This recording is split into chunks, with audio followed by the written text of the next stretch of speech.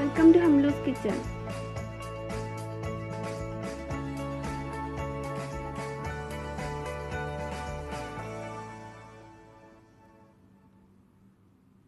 Mixed fruits jam ഉണ്ടാക്കുന്നത് എങ്ങനെയാണെന്ന് നോക്കാം.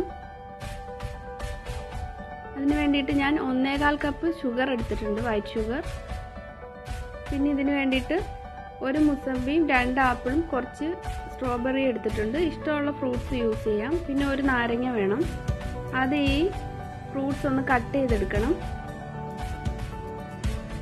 കുറച്ച് ചെറിയ പീസായിട്ട് കട്ട് ചെയ്യുന്നതായിരിക്കും നല്ലത്. അപ്പോൾ ഇത് പെട്ടെന്ന് തന്നെ കുക്കായി കിട്ടും. ഇനി ഈ ആപ്പിൾ കട്ട് ചെയ്തെടുക്കാം. ഇഷ്ടമുള്ള ഫ്രൂട്ട്സ് ഏത് വേണമെങ്കിലും യൂസ് ചെയ്യാം. മുന്തിരി, പപ്പായ ഏത് വേണമെങ്കിലും ഉപയോഗിക്കാവുന്നതാണ്. ഇനി ബാക്കി ഇരിക്കുന്ന ആപ്പിൾ കൂടി കട്ട് ചെയ്തെടുത്തിട്ടുണ്ട്.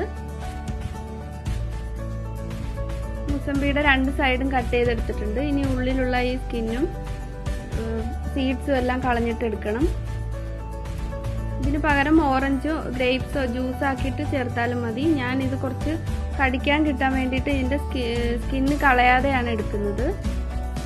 പുറമേയുള്ള കട്ടിയുള്ള തോട് കളയാതെയാണ് എടുക്കുന്നത്. ജാമിൽ തരിയായിട്ട് കിടക്കുന്ന ഇഷ്ടമില്ലെന്നുണ്ടെങ്കിൽ ഇത് ജ്യൂസ് ആക്കിയിട്ട് ചേർത്താൽ മതി. ഇതെല്ലാം കട്ട് ചെയ്തെടുത്തിട്ടുണ്ട്. കട്ട് ചെയ്ത ഫ്രൂട്ട്സ് ഞാൻ ഒരു പാനിലേക്ക് ഇട്ട് കൊടുത്തിട്ടുണ്ട്. ഇതിലേക്ക് ഇനി പഞ്ചസാര ചേർത്ത് കൊടുക്കാം.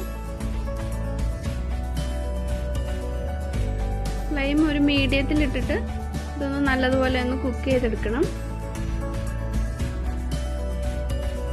ഇതൊന്ന് തിളച്ച് വരുമ്പോൾ തന്നെ ഇതിൽ നിന്ന് വെള്ളമൊക്കെ ഇറങ്ങി വരും.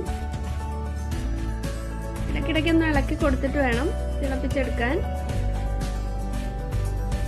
ഇത് നല്ലപോലെ തിളച്ച് വന്നിട്ടുണ്ട്. ഇതിൽ നിന്ന് ജ്യൂസൊക്കെ ഇറങ്ങി വന്നിട്ടുണ്ട്. ഇതിനെ ഇളക്കി കൊടുത്തിട്ട് ഒന്ന് വേവിച്ചെടുക്കണം.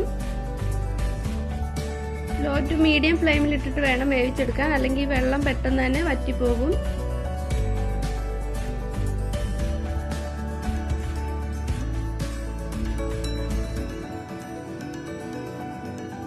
ഇനി നാരങ്ങാനീര് ചേർത്ത് കൊടുക്കാം. ഈ ഓറഞ്ചിന്റെ പുറമേയുള്ള തോട് ഇട്ടിരിക്കുന്നതുകൊണ്ട് തന്നെ ഇത് നല്ലൊരു ഫ്ലേവറാണ് ഇതിന് കിട്ടുന്നത്. ഇനി ചെറുതായിട്ട് അടച്ചു വെച്ചിട്ട് ഒന്ന് വേവിച്ചെടുക്കണം. ഇതിന്റെ വെള്ളമൊക്കെ ഒരുവിധം വറ്റി വന്നിട്ടുണ്ട്. ഇതിന് ഫ്ലെയിം ഓഫ് ചെയ്യാം.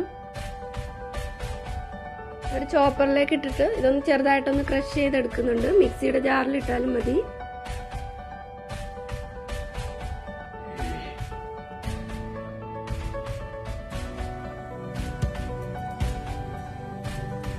ഒരുപാട് അരിഞ്ഞു പോകേണ്ട ആവശ്യമില്ല. ചെറുതായിട്ടൊന്ന് അരിഞ്ഞു കിട്ടിയാൽ മതി. ഇതിന് പാനിലേക്ക് ഇട്ട് കൊടുക്കാം. ഒന്നുകൂടി ഒന്ന് തിക്കാക്കി എടുക്കണം.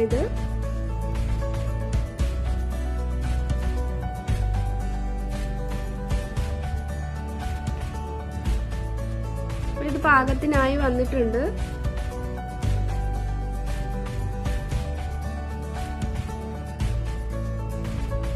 ചെക്ക് ചെയ്ത് നോക്കാം. ഒരു പ്ലേറ്റിലേക്ക് കുറച്ചൊന്ന് ഒഴിച്ചു കൊടുക്കുമ്പോൾ ഇത് ഒഴുകി പോകാതിരിക്കുകയാണെങ്കിൽ ഇത് കറക്റ്റ് പാകത്തിനായി വന്നിട്ടുണ്ടെന്ന് മനസ്സിലാക്കാം.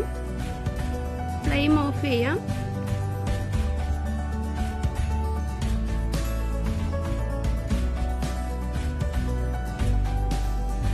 ഇപ്പൊ ചൂട് പോയി വന്നിട്ടുണ്ട്. ഇതിന് ഗ്ലാസിന്റെ ഒരു ബോട്ടിലേക്ക് മാറ്റുകയാണ്. ഇങ്ങനെ ഉണ്ടാക്കുന്ന ജാം ഒരു 6 മാസമൊക്കെ ഫ്രിഡ്ജിൽ കേടുകൂടാതെ തന്നെ ഇരിക്കും.